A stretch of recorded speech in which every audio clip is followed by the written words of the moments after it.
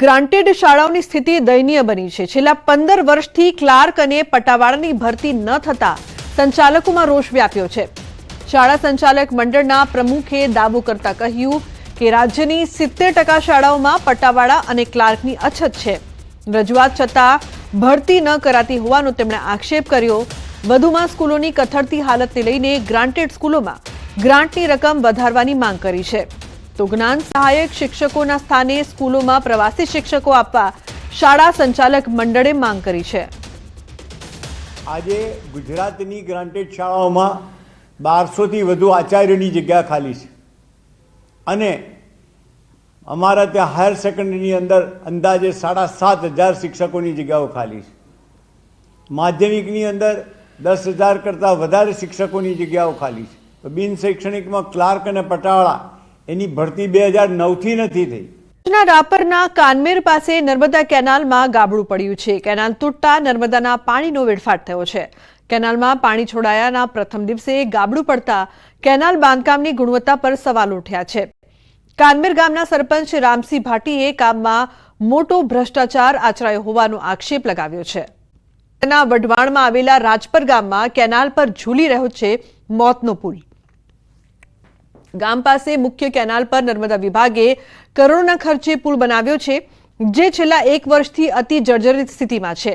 પુલ પર મોટા ગાબડા પડી ગયા છે, જેમાંથી કેનાલનું પાણી આરપાર દેખાય છે। જ્યારે સુરક્ષા માટે બંને તરફ બનાવેલી દિવાલો પણ તૂટી ગઈ છે। અતિ વિસ્માર બનેલ આ પુલ પરથી સ્કૂલ, બસ, ભારે વાહનો સહિત રોજના સેંકડો વાહનો પસાર થાય છે। ત્યારે વાહન ચાલકોને સતત અકસ્માતનો ભય સતાવી રહ્યો છે। આ પુલ ગમે ત્યારે ધરાશાયી થઈ શકે એવી સ્થિતિમાં છે। રાજપર ગામના આગેવાનો અને સામાજિક કાર્યકરોએ આ બાબતે નર્મદા વિભાગને અનેક લેખિત અને મૌખિક રજૂઆતો કરી છે। તેમ છતાં પુલના સમારકામ માટે કોઈ કામગીરી નથી કરાઈ। તંત્ર મોટી દુર્ઘટનાની રાહ જોઈ રહ્યું હોય તેવું લાગી રહ્યું છે।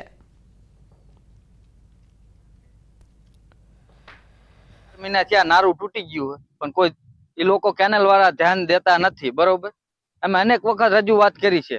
તકલીફમાં શું, આ નિશાળે જવા માટે છોકરાને પુલ નડે છે, બધા ગાડીઓ વાળાને પુલ નડે છે, પડી જવાનો શક્યતા છે।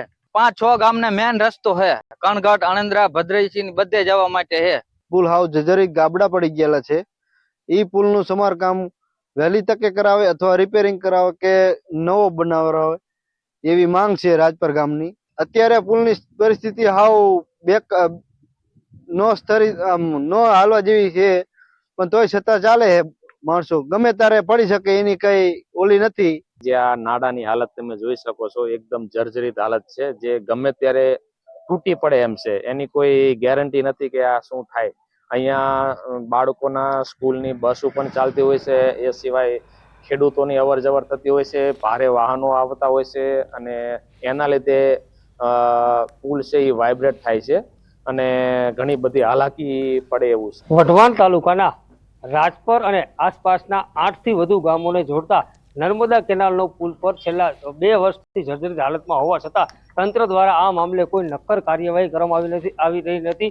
ખાસ કરીને જો પુલની હાલત જોવામાં આવે તો પુલની ઠેર ઠેર ગાબડા મોટા પડી ગયા છે અને આ પુલ પરથી સ્કૂલ વાહન સહિતના અનેક વાહન ચાલકો દરરોજ મોટી સંખ્યામાં પસાર થઈ રહ્યા છે। તેમ છતાં તંત્ર દ્વારા આ મામલે કોઈ નક્કર કાર્યવાહી કરવાના બદલે માત્ર અને માત્ર ગ્રામજનોને આશ્વાસન આપવામાં આવી રહ્યા છે। આ પુલની નીચેથી સુરેન્દ્રનગર જિલ્લાને જોડતી સૌથી મોટી નર્મદા કેનાલ છે। આ કેનાલ પસાર થઈ રહી છે, ગમે ત્યારે આ પુલ છે ધરાશાયી થઈ શકે તેવી સ્થિતિ છે। અગાઉ સુરેન્દ્રનગર જિલ્લામાં વસ્તડી પાસે એક પુલ છે એ ધરાશાયી થયો હતો, ત્યારે ફરી આ પુલ જે છે એ ધરાશાયી થયા અને કોઈ દુર્ઘટના સર્જાય તેની તંત્ર રાહ જોઈ રહ્યું હોય તેવું લાગી રહ્યું છે। ત્યારે કોઈ દુર્ઘટના સર્જાય અને કોઈ લોકો જાનહાનિનો ભોગ બને તે પહેલા તંત્ર દ્વારા યોગ્ય કાર્યવાહી કરાય તેવી ગ્રામજનોની માંગ છે।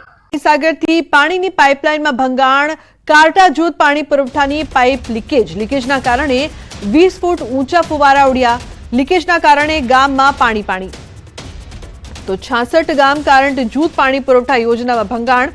છેલ્લા 3 મહિનાથી લીકેજની રજૂઆત, તંત્ર દ્વારા ધ્યાને ન લેતા મોટું લીકેજ। પાટણથી ધારાસભ્યએ ખેડૂતોને સાથે રાખીને ધરણા કર્યા। ખેડૂતોને રૂપેણ નદીમાંથી પાણી આપવા માંગ। દિનેશ ઠાકોરે ખેડૂતોને સાથે રાખી ઉતર્યા ધરણા પર। ખેડૂતોને સિંચાઈ માટે રૂપેણ નદીમાં પાણી છોડવા અનેકવાર રજૂઆત કરી, છતાં પાણી ન છોડાતા ધરણા કાર્યક્રમ। ચાણસમાં હારીજ, સમી તેમજ શંખેશ્વર વિસ્તારને ખેડૂતોને સિંચાઈનું પાણી મળી રહે તે માટે રૂપેણ નદીમાં પાણી છોડવાની માંગ છે. તો ચાણસ્મા નર્મદા કચેરી બહાર કોંગ્રેસ ધારાસભ્ય સહિત મોટી સંખ્યામાં ખેડૂતો બેઠા છે ધરણા પર. અને મહત્વપૂર્ણ સમાચારની વાત કરીએ તો સુરત ક્રાઇમ બ્રાન્ચને મળી છે મોટી સફળતા. 20 વર્ષથી ફરાર હત્યાનો આરોપી ઝડપાયો છે. ક્રાઇમ બ્રાન્ચની ટીમે વેશ પલટો કરીને આરોપીને દબોચી લીધો. ઉત્તર પ્રદેશના આગ્રાથી આરોપી વિનોદ કુમાર શર્માની ધરપકડ કરવામાં આવી છે. પૂર્વ એરફોર્સ જવાને પત્નીના અનૈતિક સંબંધની શંકામાં કરી હતી હત્યા. આરોપી પુત્રને લઈને ઘરને તાળું મારીને ભાગી ગયો હતો. હત્યા કરીને ઉદયપુર નાસી ગયો હતો. બાદમાં આગ્રા પહોંચ્યો. આરોપી બીજા લગ્ન કરીને 20 વર્ષથી કરિયાણાની દુકાન ચલાવતો હતો તેવો પણ ખુલાસો થયો છે. તો પોલીસે વેશ પલટો કરીને આગ્રાથી આરોપી વિનોદ કુમાર શર્માની ધરપકડ કરી છે. બે લોકો 93,000ની કિંમતનો 465 લીટર દેશી દારૂ ઝડપાયો છે. તો 25,000ની કિંમતનો 1,000 લીટર દેશી દારૂ બનાવવાનો આથો પણ જપ્ત કરાયો છે. 2 pickup van, boiler, plastic barrel, પાણીનો પંપ સહિતનો મુદ્દામાલ કબજે કરવામાં આવ્યો. સ્થાનિક પોલીસને અંધારામાં રાખી એસએમસીની ટીમે રેડ કરી. પોલીસની કામગીરી સામે અનેક સવાલો. નવસારી પોલીસ પણ એલર્ટ મોડ પર છે. જિલ્લામાં વિવિધ જગ્યાએ પોલીસ ચેકપોઇન્ટ બનાવાયા છે. જિલ્લા પોલીસ દ્વારા વિવિધ જગ્યાએ બ્રેથ એનાલાઇઝર સાથે વાહન ચાલકોનું ચેકિંગ હાથ ધરાયું છે. જિલ્લા પોલીસ 1 જાન્યુઆરી સુધી આ પ્રકારે જિલ્લાના વિવિધ સ્થળોએ કડક ચેકિંગ હાથ ધરશે. વડોદરામાં એસએમસીની ટીમ પર હુમલાના 3 આરોપીના 3 દિવસના રિમાન્ડ મંજૂર કરાયા. દરજીપુરામાં દરોડા પાડવા ગયેલી એસએમસીની ટીમ પર હુમલો કરાયો હતો. કારેલીબાગ પોલીસે સમગ્ર મામલે ફિરોઝ અલ્તાફ અને રતનસિંહ સોઢાની ધરપકડ કરી હતી. મહત્વનું છે કે નામચીન બુટલેગર ઝુબેર શફીક મેમણે દમણથી દારૂ ભરેલું કન્ટેનર મંગાવ્યું હતું. કન્ટેનરની તલાશી લેતા બોગસ નંબર પ્લેટ મળી આવ્યા હતા. પોલીસે દારૂ, ફોર્ચ્યુનર કાર સહિત 62 લાખથી વધુનો મુદ્દામાલ કબજે કર્યો છે. તરફ વડોદરા પોલીસ પણ સતર્ક થઈ ગઈ છે. ઝોન 2ના ડીસીપી અભય સોની દ્વારા ઓચિંતું ચેકિંગ. નવલખી મેદાનની અવાવરૂ જગ્યામાં ચેકિંગ કરવામાં આવ્યું. અવાવરૂ જગ્યામાં અનેક વાહનોનું ચેકિંગ કરાયું છે. રાવપુરા પોલીસનું નવલખી મેદાનમાં સતત પેટ્રોલિંગ થઈ રહ્યું છે.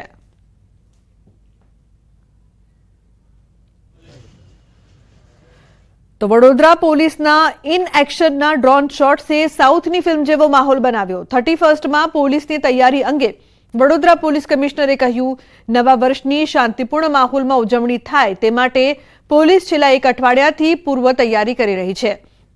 વધુમાં કહ્યું કે શહેરમાં 250થી વધુ બ્રેથ એનાલાઇઝર મશીનથી પોલીસ ચેકિંગ કરશે. તો એનડીપીએસ ડિટેક્શન કિટનો ઉપયોગ કરી પોલીસ ડ્રગ્સ લેનારને પણ પકડી પાડશે. સલાઈવાનું સેમ્પલ લઈને ઓન ધ સ્પોટ પકડી પાડશે.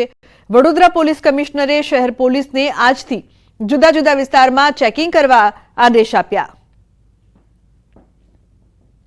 तो अपना मोबिलिटी, अपना communication equipment, law and order maintenance and enforcement माटेના સાધનો સાથે સાથે બ્રેથ એનાલાઇઝર અને ડ્રગ એનાલાઇઝ કિટ સાથે શહેર પોલીસ સુસજ્જિત થઈને 31 ડિસેમ્બરના જે કાર્યક્રમ છે અને એક સુરક્ષિત માહોલમાં સંપન્ન કરવા માટે સુસજ્જિત બનીને ઉતરી છે.